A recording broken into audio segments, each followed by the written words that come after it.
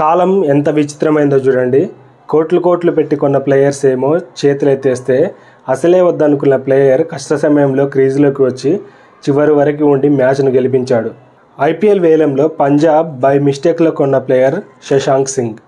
తనను వద్దనుకున్న ప్రీతి జింటాకు ఓడిపోయే మ్యాచ్ను గెలిపించి తన సత్తా ఏంటో నిరూపించాడు శశాంక్ సింగ్. గుజరాత్తో జరిగిన మ్యాచ్లో పంజాబ్ ఓడిపోయే స్థితిలో బ్యాటింగ్కు వచ్చాడు శశాంక్ సింగ్.